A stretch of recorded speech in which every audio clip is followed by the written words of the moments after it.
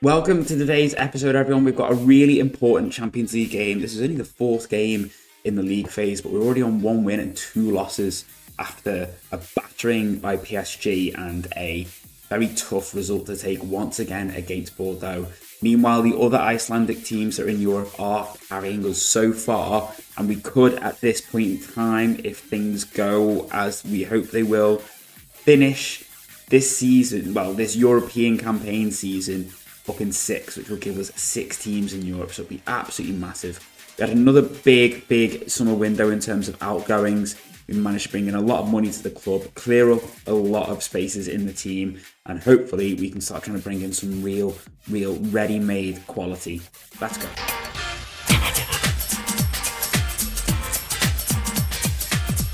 Hello everybody, welcome to today's episode. If you want to do me a massive favour and drop a like down below, and leave a comment if you think we're going to beat Hoffenheim. Just put yes or no. That's fine. Just helps with the algorithm and stuff like that, doesn't it? Just literally, even if you want to be super lazy, just press Y or N. That's fine. And yeah, do drop a like down below while you're there. Thank you so much.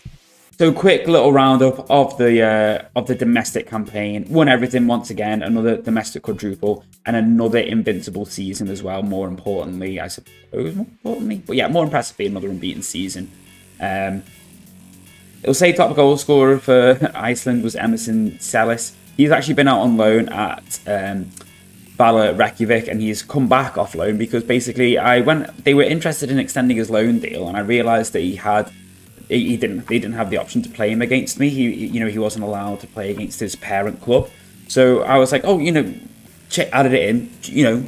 He can play against his parent club if you want. No, they're like, no, we don't want him on loan now. I was like, right, okay. You're gonna send back probably your best, the best striking option you've got to me because you don't want him to be able to play against me. It's like, right, okay. And before we make our way into transfers, we do need to touch on Alan Suarez, club legend, 208 goals in 305 appearances. That's just in the league as well. Is leaving at the end of his contract.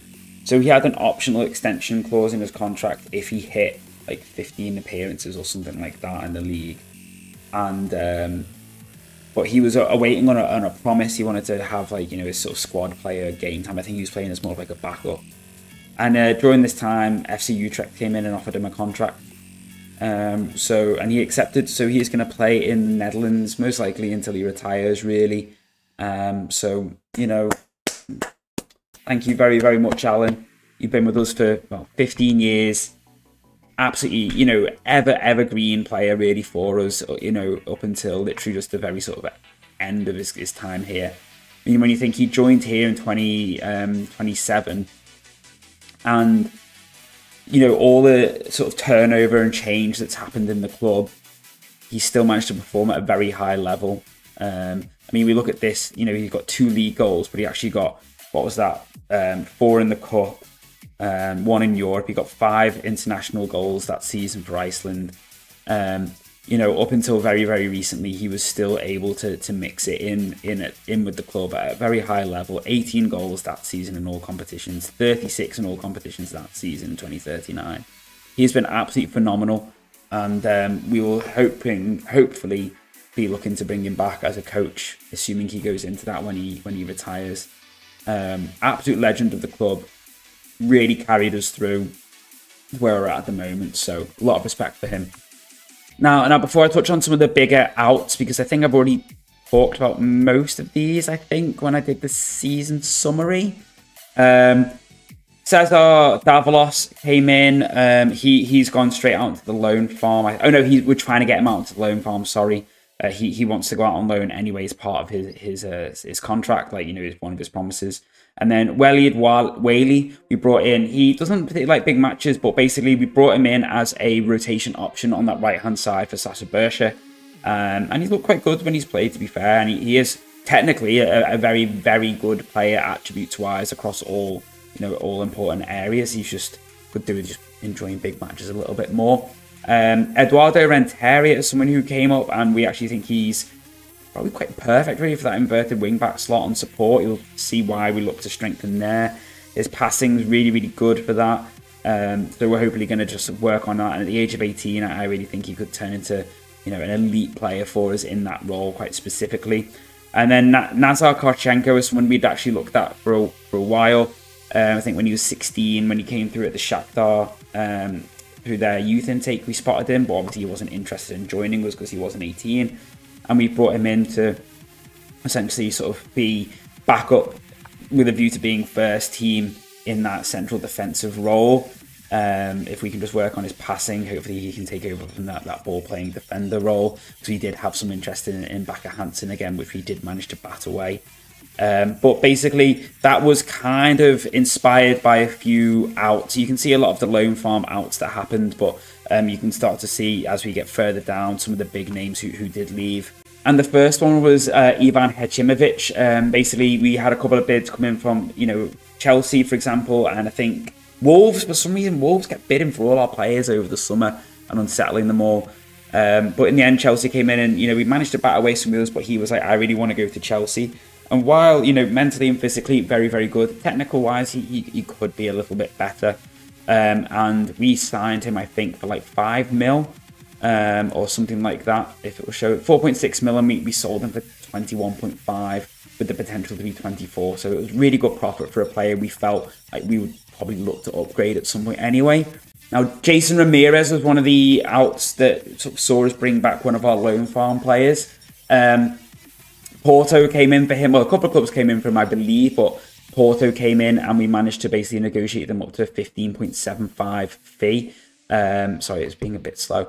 And we signed him for 1.1 mil. He'd always been a bit of a rotational player. He'd been very reliable for the most part, but to get a good profit on him of a minimum 11 million, really, for a player of his ability at the age of 27, counted as a foreign player, so it did limit our ability on match day for sort of picking a squad at times. So yeah, really happy to get some money for him like that. The biggest out of the window came in the shape of Bojan Spasojevic. Literally just developed homegrown status as well, and there was clubs sniffing around. There had been for a couple of years, to be fair. And then Real Madrid came in. He wanted to go to Southampton for some reason. He was like, I was happy to speak to Real Madrid, but prefer to go to Southampton. But Southampton basically weren't bidding anything what Real Madrid were prepared to bid. So for a player who we bought for, I think it was 3.3 mil from, 3.5 mil from Jutrici Stankom, get me words out in Serbia. And then Real Madrid came in and dropped 32.5 mil with the potential for it to be up to 42. So we were, it was one of them, like, fine. We knew we were going to struggle to keep him. To make that much money on him was absolutely fantastic. And then the sale of Morgan Sjödahl, who we'd literally only signed, a season or two before, to basically come in for when Branislav Tukvecic left. 4.4 mil, stayed with us for about a year, a season really, and then went to Freiburg for 8 mil. It's got the potential to go up to 10, and we do have a percentage of next sale on for him. Like, it seemed okay, really. Like, he was doing well. If we'd have managed to keep him for another season or two, we might have been able to get more money for him. But, he was always going to... you can see from his sort of star rating, like, if we sort of take that with a bit of a, pinch of salt in the grand scheme of things. But gives us a good sort of ballpark as to what type of player he was likely to be for us.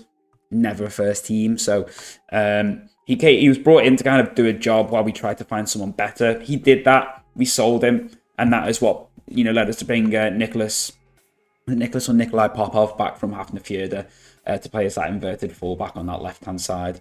And the last sale was Nahuel Rivero. So a few bids were coming in for him over the summer. He was getting a little bit unsettled. And on paper, he looks better, obviously, on star ratings than Vlad Paul and Gutierrez. But the consistency issues, bravery issues, etc., when we compare him with Fernando Gutierrez, there's not a huge amount in it, in the grand scheme of things.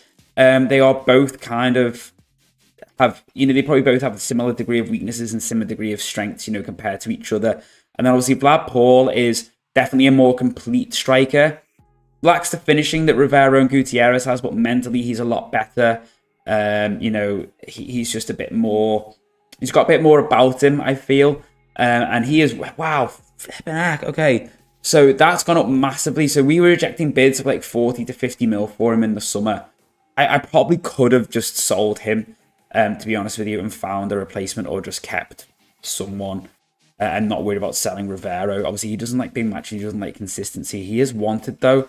And if we can get close to this, he's gone, basically. If someone comes in with a bid like this for him, he can leave. Yeah, like I said, I was rejecting big bids for him, but I just didn't really have the time or the scope to find a replacement for him. Obviously, I could have replaced from within, but yeah, I just felt like for what he was giving us at the time, obviously it seems justified at the moment when his value is now sort of 20 to 25, 35 mil more than what he was valued at the time when we were getting those bids. I think we were getting bids of like 35 to 40 mil, and then with add-ons it was potentially going to be up to 50. Which you might think, well, Tom, why are you rejecting that? And well, this is kind of why, when we might be able to get a bit more for him in January if clubs start coming in for him. Failing that, I'll give him a new contract now and look to sell him in the summer. I find the value seem to be higher in the summer. So I'm just going to quickly touch on our European campaign, and then we're going to touch on the other teams, and we do have to look back at last season as well. So we kicked things off in a fantastic fashion, beating Villarreal 4-1 at home, completely dominating them. It's 4-1 at half-time, as you can see, and that's how it stayed. But then, as I said, we got absolutely gubbed by PSG, and 6-0, 2 own goals, basically 2 deflected goals from us. But I think when you look at the actual overall match picture, yes, they deserved the win, don't get me wrong, but they definitely didn't deserve to win 6-0.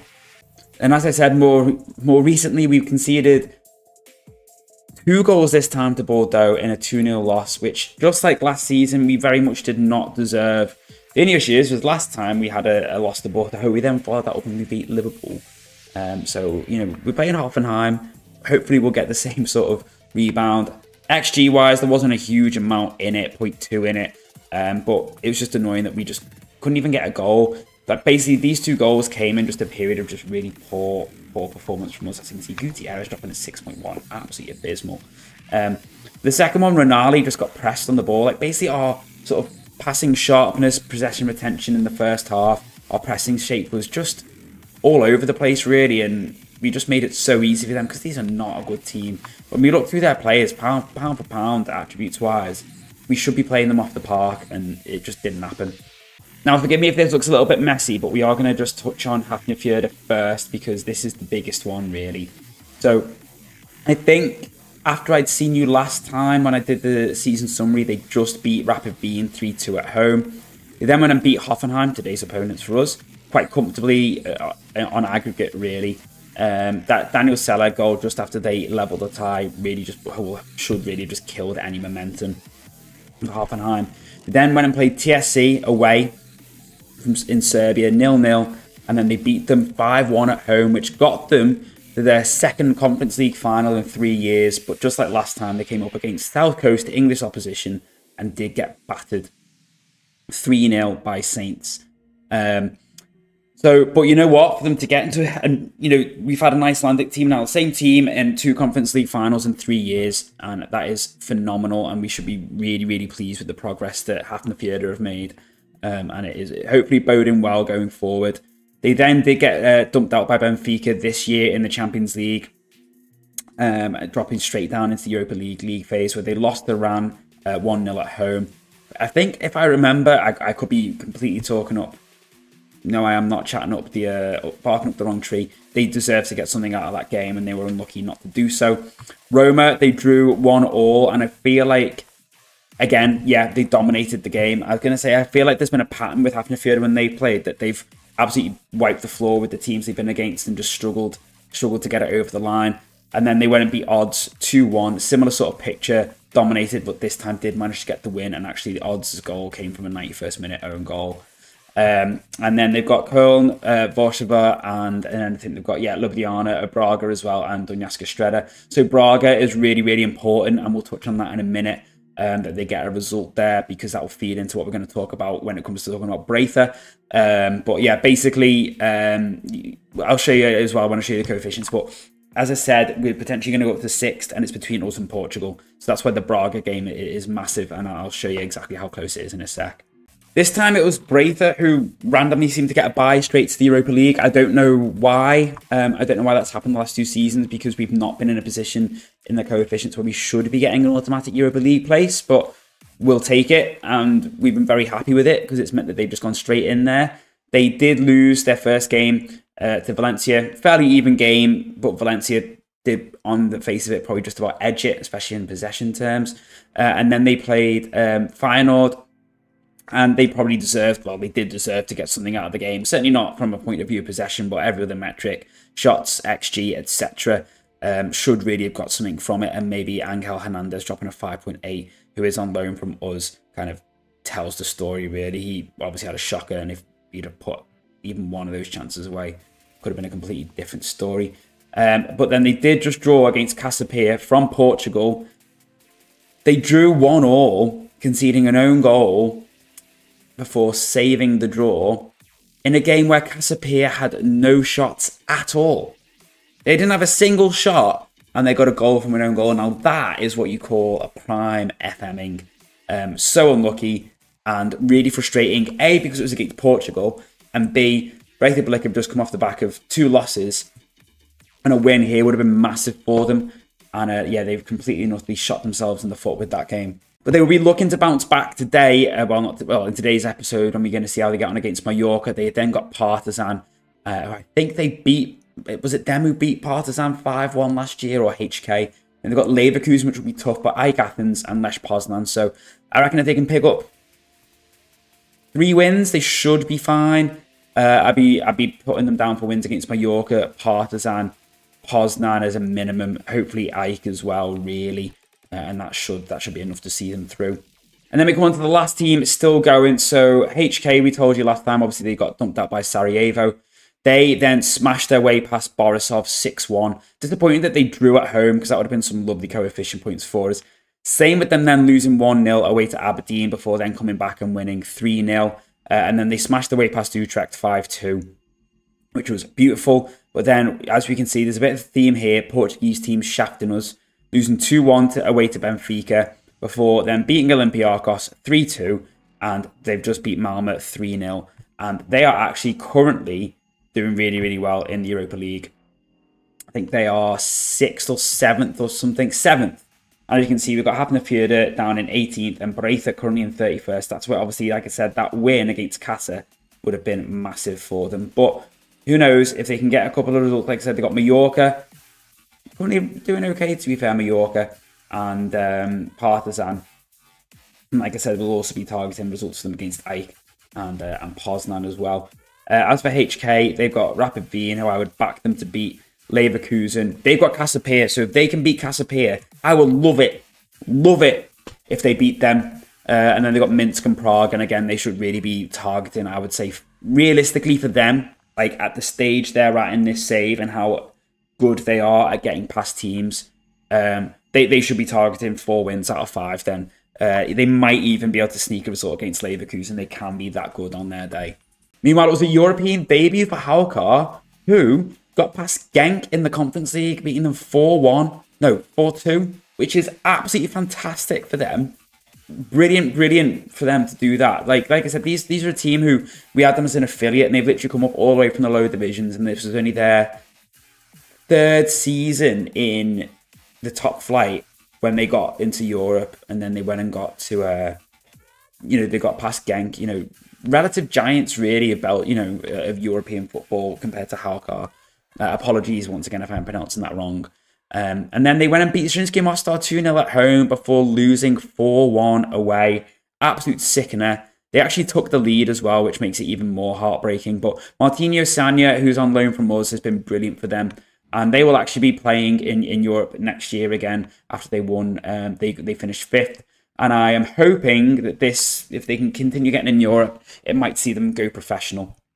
And now that does bring us on to the coefficients, which, as I said, it's ridiculously tight at the moment. 61.9 for us, 61.845 for Portugal. That is the projected coefficient points for the end of the 43-44 season. So what would be, the start of the 43-44 season, because they are losing a 21.4 season. I think that was when Porto got to Champions League final, I think. and we're losing a 10.3.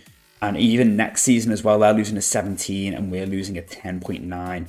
It's going to get a little bit sticky here. We're going to need to make sure we've got a good 5-point buffer when we lose this season. But yeah, I mean, even if we don't get above them this season, we should have a really good chance of doing that the season after. But obviously, any ground we can make up this season, like I said, getting into 6, we need to go for it. We really need to go for it and get the job done. I think we are going to go with this team today. A few changes from the Bordeaux game. Lisi is going to start over Hunt because Hunt he didn't play brilliant, but he didn't play terrible. He wasn't brilliant. Vlad Paul is going to start over Gutierrez. Back four is kind of looking like this at the moment. Malin, Bakker, Hansen, Krokolovsky, Popov. Malin didn't play great, but we're going to give him another chance. But we have got Renteria on the bench. Renali, we'll stick with him purely actually because Coelho's just coming back from an injury. He would probably actually be ready to start the game, but I'd probably look to rather bring him on. And then we've got Ben Haim and Whaley on the bench. Ben Haim hates big matches now, which is annoying because he's such a good player. But we'll probably end up having to look to sell him, I think, because I don't think he's going to be in a position to really take us far with that hates big game traits now, which is really, really frustrating. This is Popov, by the way, just so you can see he's developed quite nicely out on loan when he's been out on loan at Hafnarfjordur. Like I said, he is playing as our inverted fullback on that left-hand side. So hopefully, he's someone who will continue to push on and turn into a decent little option for us. The good news is, though, purely from a sentimental point of view, is Alan Swage is still at the club on a sort of out-of-contract basis. So until he moves to Utrecht, he will still be available for selection. And, we'll try and give him a good send-off. Maybe even today, if we're not playing... I can't remember if... I think Milan and Arsenal are both away from home. Now, I am pretty sure we played Hoffenheim before. I think it was a while ago, but I'm pretty sure we played them. I'm pretty sure we won. So we'll be looking for a repeat of that today. And realistically, I'll be honest with you, this is a must-win game for me. Because when we've got Milan and Arsenal coming up, even though our last two games are PSV and Zagreb, apologies if it starts really laggy again, the computer's been a little bit slow. Basically, I've been away for the weekend and I turned it on before and realised I'd had it on standby. And I probably should have just restarted it, but I couldn't be bothered. And I think that's why it's being a bit laggy.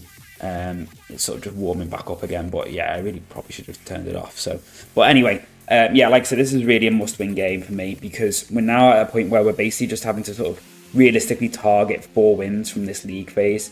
I think to have, I'm really sorry everyone, to have a good chance of getting through. Because 9 points has proven to not always be enough. So realistically, we need to win this. And we're playing well so far. We're playing like we're hopefully, the players have come out and we've had a good few number of highlights quite early doors. So hopefully that's a sign of things to come, and it won't be long before we knock one in. But like I said, we're really having to treat this as a must win. And any results we can pick up against Arsenal and or Milan will be greatly appreciated. What a shot. But yeah, I'm not very optimistic personally. Arsenal have proven to be incredibly difficult for us to get results against. Milan, we've managed here and there, but nothing sort of tangible. We had a 2-1 win away in the San Siro. And we just don't really seem to have, despite the fact that we've massively upgraded the squad, we just don't seem to have really been able to kick on from there. So yeah, I'm not quite sure what exactly has been going on with that, but hopefully we can sneak something and get some more points on the board. But otherwise, we're probably going to be looking at a bottom half of the playoff round finish, which obviously is not going to give us a particularly favourable draw, or you would assume not anyway. That's a great cross from Lisi. Comes out to Krokolovsky, back to Portea.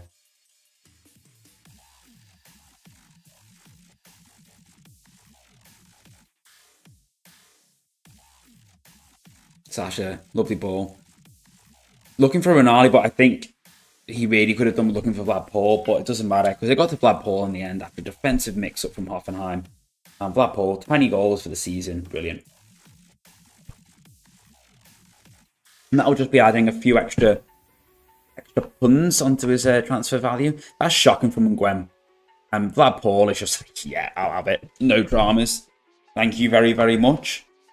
Any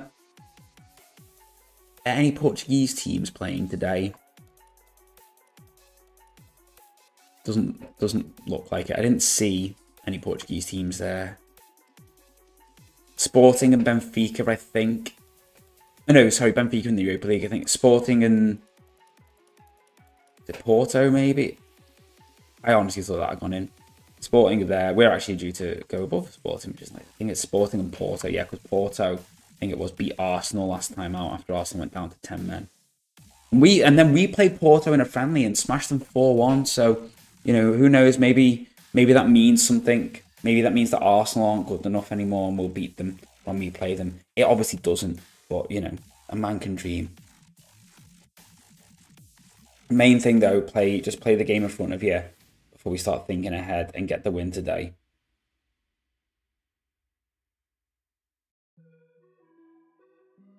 Sasha. Krokolowski. Oh, nice. Atanasio. Cuts in. We'll take it. Own goal. But I really couldn't give a toss. Could not give a toss. 2-0. Let's get a third before half time and really kill it off.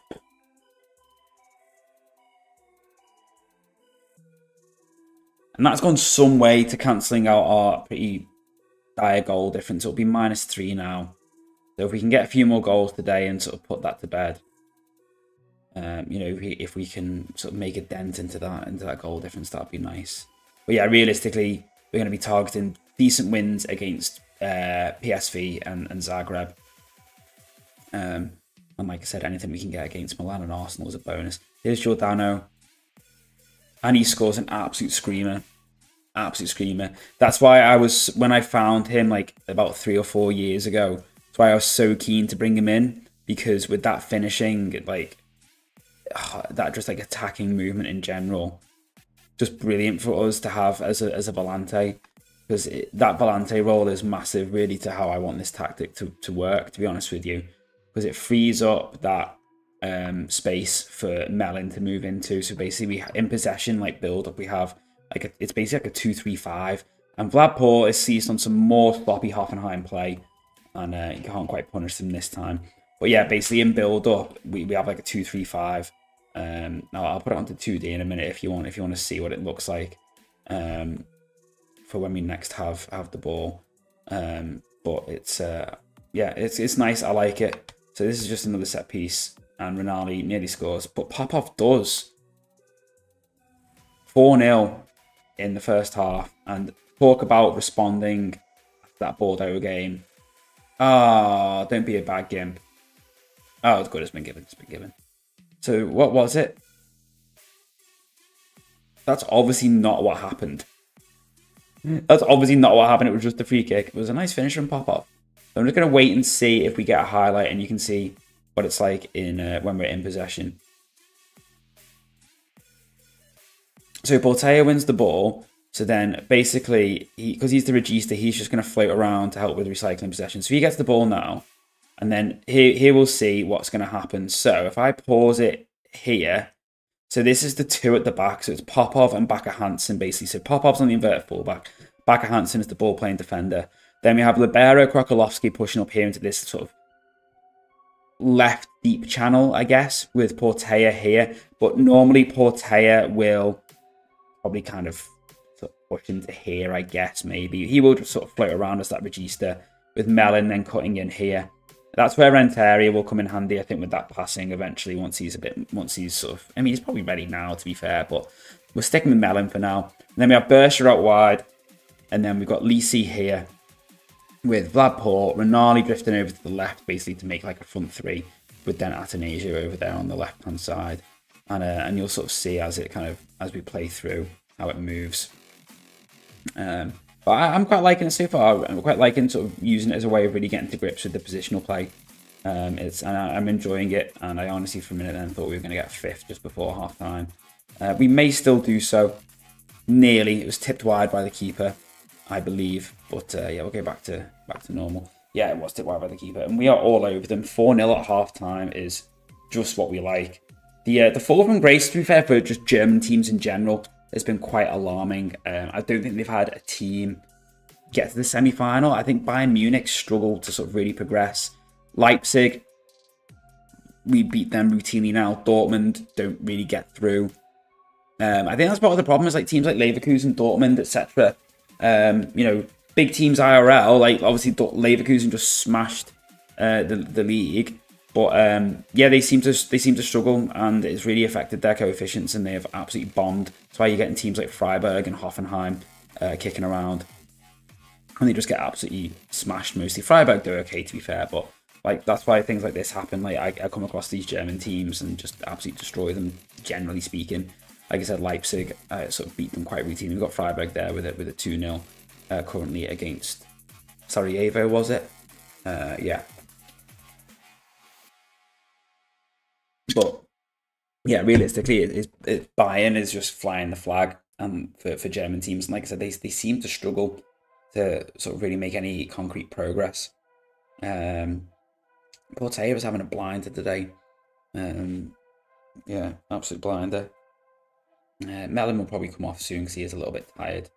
And then yeah, after this we've got an international break, so it's Nations League at the moment with Iceland. We were unlucky. We came second in our World Cup group and missed out on a like sort of playoff qualification spot or whatever you want to call it. On goal difference, I think we were out by about 3 or 4 goals maybe. Yeah, on the split table. So it's what, like 6 teams who came second or something go through. We came 7th. We literally just missed out by 1 spot, and yeah, so it was a shame really. But it is, as everyone says nowadays, it is what it is. It is what it is. We're gonna make a few changes, freshen things up, give some of the sort of fringe lads, like the squad players, a bit of match time here. I think we'll look to take Bakker Hansen off for Kamil Kochi as well. Yeah, with Hachimovic leaving, it's just sort of allowed some of these players who we were looking at as being loan farmers, it's actually just allowed them to just sort of actually come into the team, and that's facilitated that transition for them.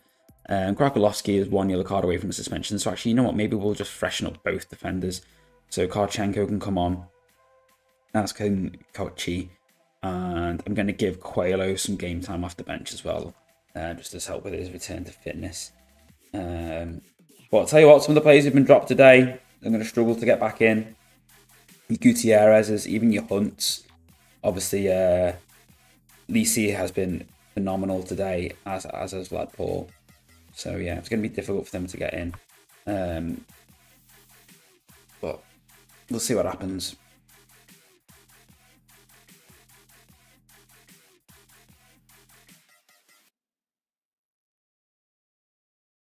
Portea.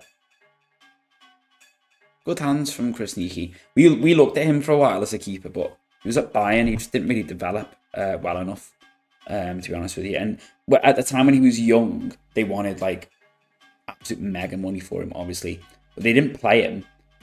So his development just never really happened. He just didn't develop at all, basically. So he's I think they ended up selling to Hoffenheim for like 4 to 5 mil.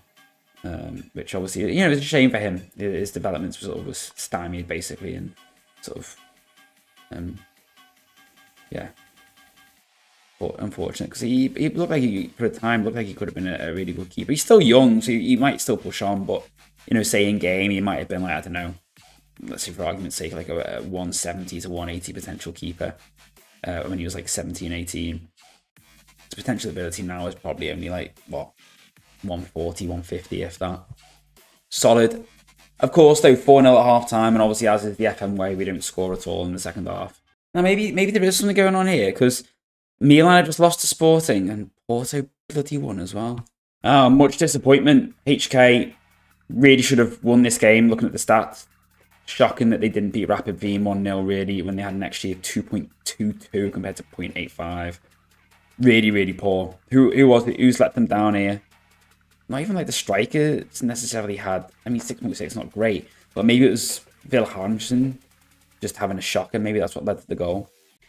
Meanwhile, Breither getting the win 1-0 against Mallorca. That is just what we like to see. Finally getting some some substantial points on the board. And FM24 playing out an absolute barn burner and getting a 4-3 win against Köln.